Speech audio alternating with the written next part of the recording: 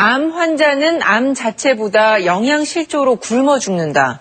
28년 동안 암 환자를 치료했던 최일봉 박사가 이런 내용의 책을 내놨습니다. 새로 나온 책들을 문호철 기자가 소개해드립니다. 암에 걸렸다는 극심한 공포는 의욕상실과 식욕부진으로 이어지고 이에 따른 영양실조가 암 환자 사망의 주된 원인이 된다고 암 전문의 최일봉 박사는 주장합니다. 암을 극복할 수 있는데도 암은 곧 죽음이라는 인식이 더 큰 병이라는 설명입니다. 초기암 환자는 100% 날 수 있는데도 불구하고 진짜 죽음의 길로 가는 거잖아요. 그걸 갖다가 소시는 죄송하지만 매스미디어나 의사나 또 관계에 대한 제약회사나 생명보험회사가 지금 수많은 사람을 죽이고 있다고. 우리나라 방사선 종양학과 1세대로 온열치료와 사이버나이프 등을 이용한 암치료 권위자인 최 박사는 이 같은 사실을 아무도 말해주지 않기에 펜을 들게 됐다고 설명합니다. 신간 암 환자는 암으로 죽지 않는다는 암의 실체와 암을 받아들이는 자세, 그리고 극복 방법 등을 28년 동안의 치료 경험을 바탕으로 쉬운 말과 거침없는 입담으로 설명해 갑니다. 안녕하십니까. 오늘 날씨가 조금 풀려서 다행입니다. 제가 이제 오늘 드릴 말씀은요, 이제 척추암을 어떻게 치료할 것이냐. 척추암에 대해서는 많은 분들이 잘 모르시겠지만 사실은 굉장히 많은 암이에요. 미국 기준으로 보면요, 미국의 암 환자의 70%가 척추암을 갖습니다. 그러니까 암이 척추로 전이되는 거죠. 그래서 전이암 중에서 가장 많은 암이 척추암입니다. 우리나라는 통계가 이렇게 잘 나와 있지 않기 때문에 말할 수 없습니다만은 우리가 미국과 비슷하다 생각하면 실제 전체 암 환자의 한 70%는 언젠가는 척추암을 앓게 된다는 거죠. 그래서 굉장히 흔한 암입니다. 아주 흔한 암이에요. 근데 그 흔한 암이 지금 문제는 잘 치료를 못하고 있어요. 우리나라에서는. 미국에서는 그런 전이암 중에서 척추암이 제일 치료를 많이 하는 암인데 왜 우리나라는 암이 많은데도 치료를 안 하냐면 척추에 암이 가면 사람들이 치료를 포기해요. 말기, 사기, 말기 이렇게 해가지고 척추에 전이 되고 말기 됐는데 치료를 하냐, 그냥 죽고 말지, 이런 식으로 포기하는 수가 많아서 실제로 척추암 환자 굉장히 많은데도 불구하고 치료를 잘 안 하세요. 척추암을 치료 안 했을 경우에는 정말 큰일이 생겨요. 내가 지금 오늘 지금부터 이야기 드릴 싶으면 그 이야기를 드리고 싶어서 오늘 나왔습니다. 일단 척추암이 뭐냐고 제가 설명을 드리면, 척추암은요, 요게 척추 디스크예요. 척추뼈가 있고, 또 디스크가 있고, 척추뼈가 있고, 디스크가 있고. 이게 우리의 척추입니다. 그런데 이 척추암은 이 디스크에 오는 게 아니라 이 뼈에 와요. 뼈에. 하얗게 먹어요. 이렇게 하얗게 먹어요. 암이 이렇게 하얗게 오면 이게 꼭 순두부랑 비슷해요. 순두부. 모양도 그렇지만은 일종의 형태도 다 똑같아요. 그러니까 물렁물렁해요. 뼈가 순두부처럼 물렁물렁해요. 그러니까 뼈가 물렁물렁해지면 어떻게 되냐? 척추가 내려앉는 거죠. 뼈가 딱딱해야 되는데 여기가 순두부가 됐으니까, 그렇죠? 네, 그래서 내려앉아요. 약해서 내려앉아요. 이렇게 척추가 내려앉으면 문제는 뭐냐면 뒤에 있는 척추 신경을 꽉 누릅니다. 왜냐하면 이 뼈가 내려앉아서 이거 부셔져서 꽉 눌러요. 그러면 이 신경이, 척추 신경, 큰 신경이 꽉 눌리면 이제 마비가 되는 거죠. 척추암으로는 절대 죽지 않아요. 척추암은 사람을 죽이는 암이 아니에요. 그래서 척추에 암이 왔다 그래도 그렇게 놀라실 필요 없어요. 그래서 근데 아직도 일반인이나 또 암을 전공하지 않는 의사들은 아직도 잘 모르셔서 자꾸 척추에 가면 사기고 말기고 해서 죽는다고 자꾸 겁을 주는데 죽지 않습니다. 다만 마비가 될 뿐이에요. 그래서 척추암을 우리가 치료하는 이유는요, 살라고 치료하는 거 아니에요. 생명을 죽지도 않는 병인데 무슨 그걸 치료한다고 그런 게 아니라 마비를 막기 위해서 치료하는 겁니다. 허리에 오면 허리뼈가 이제 망가지면 반신마비,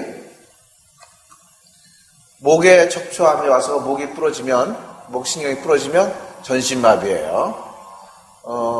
이 사진을 자세히 보시면 이 사람이 이상하게 목에다가 무슨 파이프를 끼고 있어요. 왜 그러냐?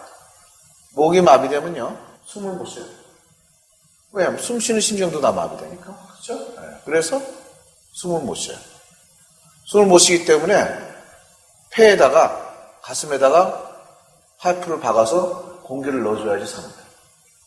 혼자 숨을 못 쉬니까. 이렇게 사는 거예요. 그리고 여기 손을 꼭 묶어놨죠? 왜? 손이 마비가 툭 떨어지니까 꼭 묶어놨어. 코만 왔다 갔다 하고, 코만 왔다 가고, 입만 먹고, 그 다음 끝이죠. 이것 때문에 사실은, 우리가 치료를 해야 되는 거예요. 근본적으로 이제, 이거 마비될까봐 이제 치료를 하는 건데요. 더 근본적인 이유는 이겁니다. 욕창. 이건 뭐냐면, 피부가 썩어요. 살도 썩고, 그러는데, 왜 그러냐? 이렇게 되는 겁니다. 우리가 그 척추암을 치료하는 이유는 이렇게 안 되려고 하는 거예요. 이렇게 안 되려고. 이렇게 안 되려고. 척추암 때문에 척추마비가 되면, 머리는 살아있거든요. 말똥말똥. 머리는 그대로야. 그러니까 자기 살이 썩어 들어가는 것 같다가 보는 거야. 감상하면서 죽을 때까지 살아야 돼. 그러니까 다른 걸로 죽을 때까지 그렇게 살아야 되는 거야. 그래서 결사적으로 척추암을 치료해야 되는 거야. 다른 걸로 안 죽으니까 척추암으로는 안 죽으니까 다른 걸로 죽을 때까지 이렇게 살아야 되니까. 그래서 꼭 척추암은 그 사람이 1개월이 남았던, 6개월이 남았던, 1년이 남았던, 10년이 남았던, 수명이 남았던, 한 달이 남고 보름이 남아있어도 척추암 치료해야 되는 이유가 이겁니다. 왜? 죽을 때까지 이렇게 살아야 됩니다. 더구나 안 죽으면 어떡해? 안 죽으면 하여튼 안 죽어도 몇십 년 동안 저렇게 살아야 돼요. 좋은 점은요, 척추암만큼 치료하기 쉬운 암이 없어요. 진짜 치료 잘 되는 암은 지금 보여드리겠습니다. 그 척추암은요, 우리가 방법이 여러 가지 있어요. 되게 이제 우리가 3단계 수술법 쓰는데, 일단은 이 사이버 나이프라는 걸 치료합니다. 이걸로 치료하면 척추암도 1기, 2기, 3기, 4기가 따로 있어요. 척추암 1기, 2기는 되게 90% 낫습니다. 90%. 90%가 완치돼요. 한 번 치료로. 항암제도 필요 없어요. 사이버 나이프 하나 가지고 되게 우리 치료인데 1시간 반이나 2시간 걸려요. 단 1회 치료로 완치 90% 보장하는 암이 있어요? 이런 암이 진짜 척추암 치료였어요. 그걸 안 해가지고 저렇게 마비되는 겁니다. 답답하게 이럴 데가 없죠. 또 하나는 1기나 2기는 그런데 척추암도 3기, 4기 넘어가면 치료가 좀 어려워요. 방사선 수술을 하게 되면 미국 통계상 90%가 완치입니다. 전체 환자의 90%가. 방사선 수술은 하나도 안 아파요. 환자 하는지는 몰라요. 입원할 필요도 없어요. 그냥 아침에 와가지고 1시간 반 누웠다 가면 완치 90% 되는 암이 어디 있어요. 외래를 하는 겁니다. 입원할 필요도 없어요. 밥을 굶을 필요도 없어요. 이렇게 좋은 치료법입니다. 그 척추암은 그렇게 잘 낫는 암이에요. 근데 암에서 문제지. 뭐 척추암 됐다면 사기라고 그래갖고 말기라고 그래갖고 사람들이 놀래요. 그래갖고 치료를 안 받아요. 이렇게 치료는데. 그래서 90%로 사이버 나이프로 치료를 합니다. 10%는 그럼 제발 할 거 아니야. 제발 하죠. 그 다음에 안 되면은 이제 뼈에다가 시멘트도 넣고 또 그래도 안 되면 이제 수술을 해요. 그래서 단계별로 하는 겁니다. 그래서 우리 지금 저희가 우리들 병원에 척추암 센터를 갖고 있는데 우리 척추암 센터의 목표는 우리 환자를 절대로 마비는 안 시키겠다. 마비로는 안 죽이겠다는 게 우리 목표입니다. 절대로 마비로는 안 죽이겠다. 무슨 짓거리를 하든지. 사이버로 90% 낫게 하고 나머지는 수술하고 뭐하고 해서 어떻게든지 우리 척추암 센터 온 사람들은 한 명도 마비로서 죽게는 하지 않겠다는 게 우리 목표입니다. 아직까지는 잘 되고 있어요. 아직까지는 마비로 돌아가신 분은 한 분도 없습니다. 척추암 센터의 이제 결과예요. 이게 신경장애 호전 변화라 그래서 이게 50이면 마비야. 마비. 0이면 정상이에요. 완전 마비가 풀린 거예요. 근데 보면 그래프를 보면 전부 밑으로 내려가 이렇게. 거의 다. 대부분이. 이게 무슨 뜻이냐? 40 정도의 마비가 있다가 35, 40 있다가 전부 20이나 20으로 떨어진다는 거죠. 떨어진다는 게 좋은 쪽인데 이게 정상 쪽으로 내려가는 거예요. 다시 말해서 마비된 사람 어떤 사람들이냐면 이런 사람들이에요. 이렇게 해서 점점 이렇게 올라가면 마비가 되는데 그런 그래프는 거의 없어요. 당연히. 그럼 전부 다 정상적으로 내려가고 있다는 거죠. 다시 말해서 전원이 한 명도 마비가 되지 않았다. 마비가 안 되고 마비가 풀리고 있는 거죠. 하고 나서. 사실은 근데 우리 방선 수술을 할 때 우리는 통증은 별로 신경 안 써요. 왜냐하면 통증은 사실, 아픈 이유가 이거가 아니라 다른 이유 때문에 아픈 거기 때문에. 하지만은 내가 마지막에 통증도 이제 어떻게 없애는가 말씀 드리겠습니다만은, 통증도 이렇게 싹 없어져. 그런데 이제 어떤 사람은 그렇게 얘기해요. 아이씨, 그럼 처음부터 수술하지. 척추 수술하지. 뭐하러 그런 거 하냐. 맞는 말씀일 수도 있어요. 옛날엔 척추 수술만 했습니다. 수술. 척추 수술은 어떻게 하냐면, 이 뼈를 갖다 잘라내고, 여기다가 기둥을 세워가지고 스크류를 박아요. 그래갖고, 뼈가 안 내려앉게. 근데 왜 수술부터 하지 왜 사이버 나이프 하냐? 뭐든지 편한 것부터 하는 겁니다. 편한 걸로 해서 90% 낫는데, 그럼 수술도 칼도 안 되고, 피도 안 나고, 아프지도 않고, 왜 이래서 간단하게 치료할 수 있는데, 왜 수술합니까? 수술하지 않아요. 또 하나는, 수술은 굉장히 위험해. 수술이 굉장히 위험합니다. 미국의 통계만 해도 한 30%가 사망합니다. 수술할 때. 척추암, 그렇게 위험하죠. 됐은 대로 이제 이걸 안 해야 되는 거죠. 그래서 이런 거 할 때는 간단하게 치료한다. 어떻게 치료하냐? 이렇게 치료합니다. 보세요. 로봇입니다. 로봇으로 치료하는 건데요. 사람이 그냥 가만히 누워있어요. 여기 척추암이 이렇게 있어요. 척추암이. 여기 신경이 있고, 신경을 싹 피해갖고 이것만 싹 녹이는 거예요. 완전히 녹여버리는 거예요. 로봇으로 수술하는 거예요. 하나도 안 아파요. 그 환자 그냥 옷 입고 자기 옷도 그냥 자기 옷 입고 들어와서 신발 입고 누웠다 가면 만치 90% 되는 암이 어디 있어요? 간단한 거예요. 근데 이게 또 어떤 사람은 이게 방사선 치료가 아니냐? 쓰는 건 방사선으로 쓰십니다만은 방사선 치료는 전혀 달라요. 일단 저는 그 척추암에서 방사선 치료하는 거를 싫어하는 사람이에요. 내가 싫어한다고 나는 안 하는 건 아니지만 제 얘기를 들어보시면 뭐를 하셔야 될 것인지 생각이 나실 것 같아요. 이게 방사선 치료고, 이게 사이버 나이프 수술, 방사선 수술이에요. 저희 지금 우리 척추암센터에서 하는 건데, 일반 방사선 치료는요, 방사선 갖다 이렇게 해줘요. 이렇게 넓게.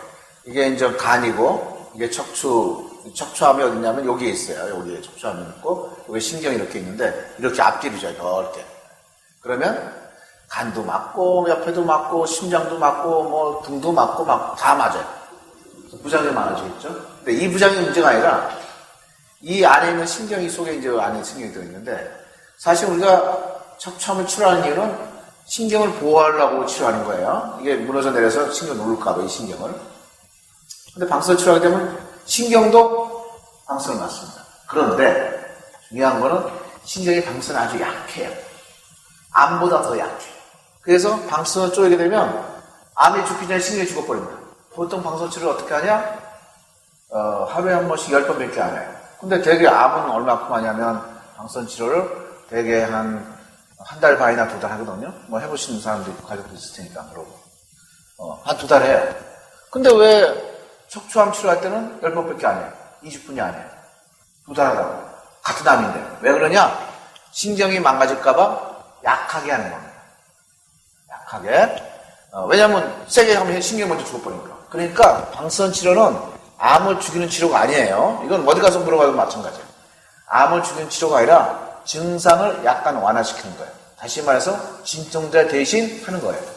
그것도 효과가 한 6개월밖에 안 갑니다. 그럼 다시 할 수 없어요. 왜? 다시 하면 신경이 망가져요. 그래서 방사선 치료를 하시면 안 돼요. 왜 하시면 안 되면 암을 못 죽이는 것도 있지만 이게 방사선 치료 받으면요 좀 아프는 게 좀 나아요. 나면 말이야 사람들이 막 떠다닌다고 돌아다니면 확 내려앉는 거죠. 마비가 좀 낫거든. 방사선 치료 받으면 아픈 게 좀 낫거든. 그럼 좋다고 떠다니게요. 그냥 확 내려앉는 거죠. 그런 거예요. 마비는 순식간에 옵니다. 아시겠어요? 누가 미리 가르쳐주지 않아요. 갑자기 설거지하다가 주저하고 똥 싸고 끝나는 거예요. 이제.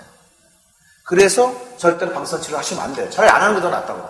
안 하면 아파서 가만히 엎드리라고 있잖아. 그럼 마비는 안 오지. 방사선 수술은 어떻게 하냐면 아까 그 사진에서 본 것처럼 요것만 싹 녹이는 거예요. 요 암만. 신경 그대로 놔둬.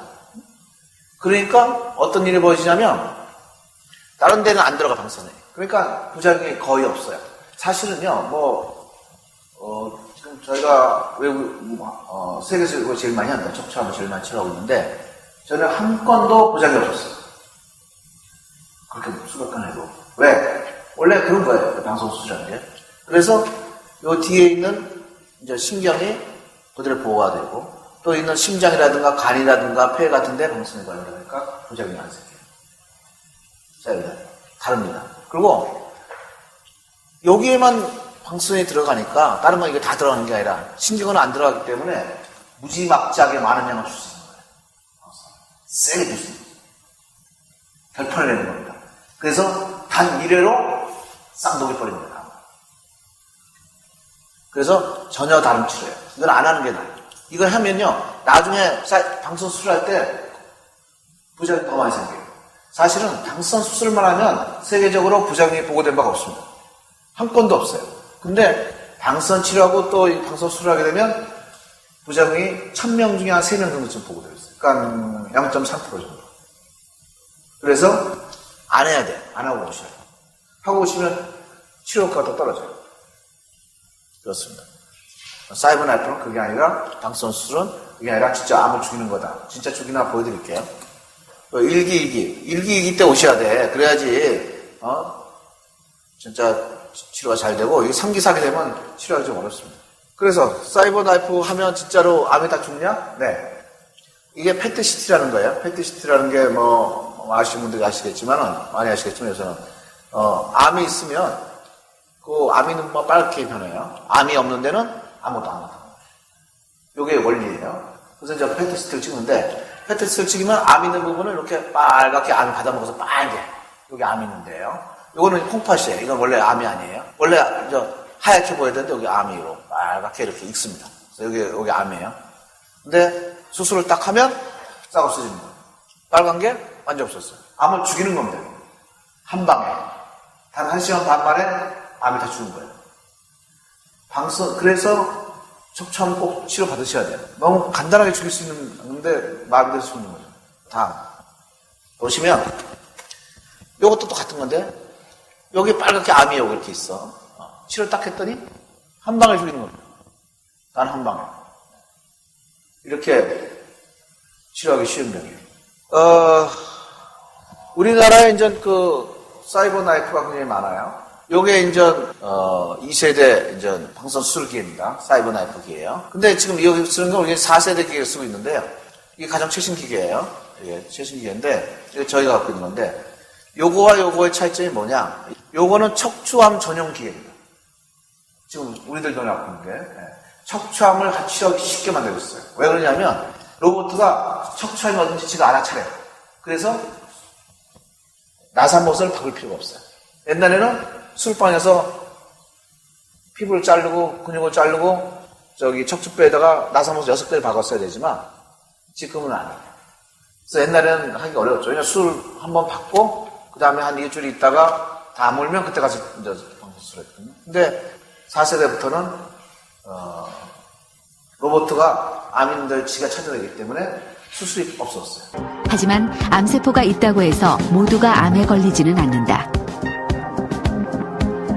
그 이유는 우리 몸속에 암세포를 찾아내 제거할 수 있는 면역세포들이 존재하기 때문이다.